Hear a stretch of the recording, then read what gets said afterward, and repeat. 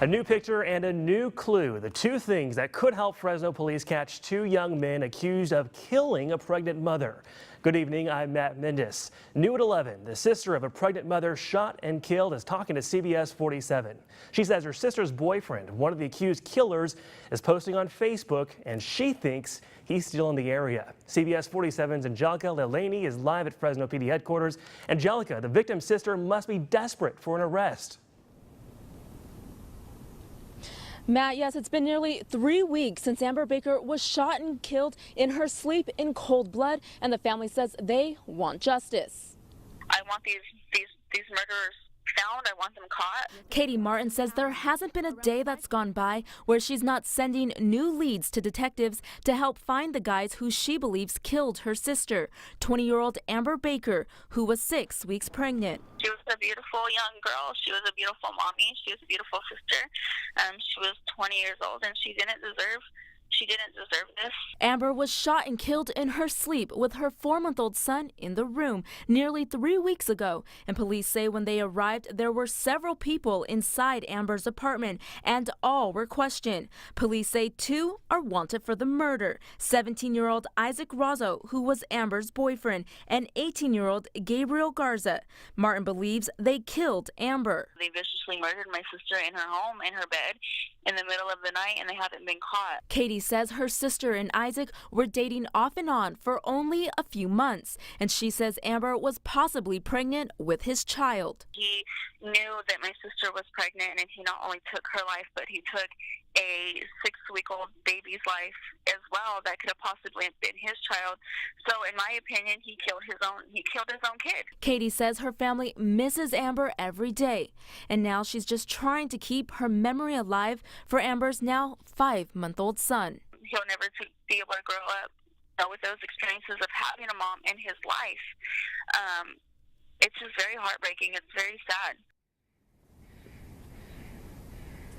And Katie says she believes the alleged suspects are in Fresno and hiding, and she asks if anyone sees them to call the police. Reporting live from the Fresno Police Headquarters, Angelica Leilani, CBS 47 Eyewitness News. Thanks, Angelica. Well, the search is on for the shooter who opened fire on a group of men in central Fresno. It happened around 1 o'clock this afternoon near Highway 41 in Ashland. Police say the gunman was inside a car. His driver pulled up to a group of guys walking in that area, and that's when the gunman started shooting. The victims were walking here behind me at Clark and Buckingham in a dirt parking lot when they were confronted by these males in a car. Some words exchanged, and then the victims were shot at, but they weren't hit. Yeah, good thing. The driver took off after that. The only description we have on his car is that he was driving a blue Honda lasting westbound on Ashland. If found, the shooter could face charges of assault with a deadly weapon.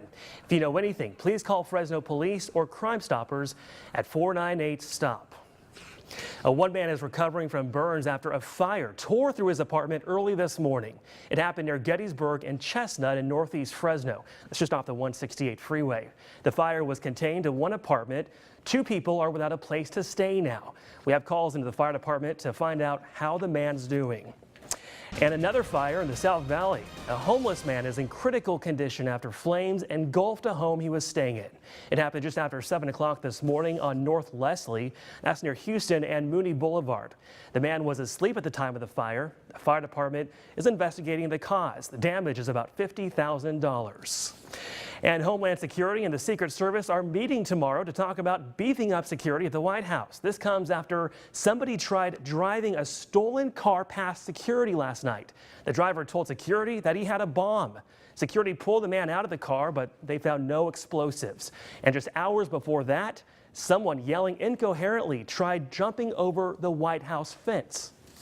I mean, I think that there probably should be a little bit more security. Absolutely concerned. I mean, any time that your citizens trying to revolt on the person that they elected in, that's scary. And President Trump wasn't even at the White House this weekend. He and his family were at his resort in Palm Beach, Florida. It's going to be a busy week for lawmakers in Washington. Tomorrow, the first public hearing is scheduled concerning Russia's involvement in the U.S. presidential election. Also later in the week, the House of Representatives is scheduled to vote on a bill that would begin the process of repealing and replacing Obamacare. CBS News correspondent Wendy Gillette reports from New York. Changes are likely coming to the Republican health care bill that would repeal and replace the Affordable Care Act. We're still having conversations with our members. We're making fine-tuning improvements to the bill to reflect people's concerns, to reflect people's improvements. Some of those proposed improvements include providing more generous tax credits to help older Americans and a work requirement for Medicaid recipients. Republicans are still working to get enough support to push the legislation through the House, a vote that's scheduled for Thursday. We feel like we're on track and we're right where we want to be. But one conservative lawmaker says he knows of 40 Republicans who would currently vote no, enough to defeat the measure, and it must also win approval in the Senate. The current House bill, as drafted, I do not believe it will pass the Senate. It doesn't fix the problem. My biggest concern with the House bill is it doesn't lower premiums. The Senate will begin 4 days of nomination hearings Monday for Supreme Court nominee Neil Gorsuch. The House will be focused Monday on a hearing where FBI Director James Comey will testify about Russia's meddling in the U.S. election. President Trump's claim that President Obama wiretapped him last year is also expected to be raised, an allegation that has yet to be substantiated. The Justice Department, the FBI, has to really clear this, because otherwise this administration has decided that they, with impunity, can say anything. Lawmakers from both parties said Sunday they have not uncovered any proof of the president's claims.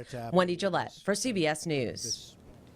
And now turning to weather, Justin Sasher is joining us. Justin, it was nice today, but it's not going to stick around for very long. No, we're looking at a change. It's like we're going to take a step back all of a sudden. Cooler weather on the way, wet weather on the way. Today, though, pretty good. We didn't see any 80s, as you can see on the chart here, like we did yesterday. It was a few degrees cooler, and there were more clouds high in the sky. 76 our high today here in Fresno with 75 down to the south in Hanford and Visalia. And right now, it is a nice night. We're looking at calm wind, 65 degrees currently here in Fresno, and 62 in Hanford, 63 for Visalia. Already in the 50s, though, if you're in the Merced area, Los Banos at 59, 48 currently in Yosemite. Here's a preview of what's to come. Yeah, we are looking at wet weather, a low pressure system headed our way, and the cool air behind it is going to drop snow levels all the way down to some 5,000 feet in the days ahead. And so we will go over exactly what you can expect straight ahead in your full pinpoint weather forecast. Now, as the storm system comes after an already wet season, California officially no longer considered in a drought, but the problems from the drought continue to persist.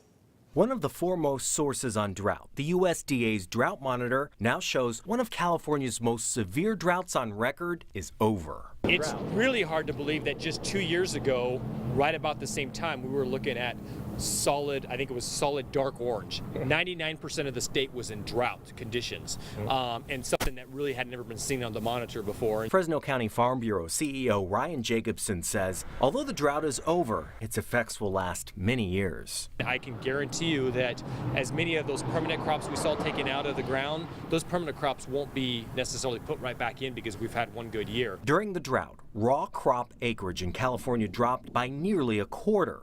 Wells dried up, wildfires raged, trees died.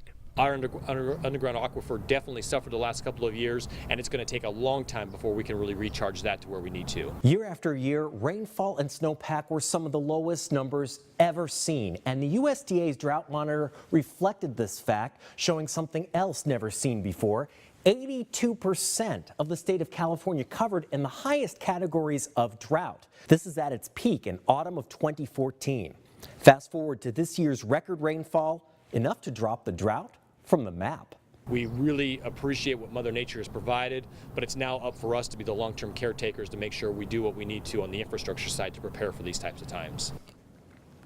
And coming up on your weekend edition of Eyewitness News at 11, the local event that brought out hundreds of women, the one thing they all share in common. Plus, the local organization honors 100 veterans. They'll tell you why they were honored.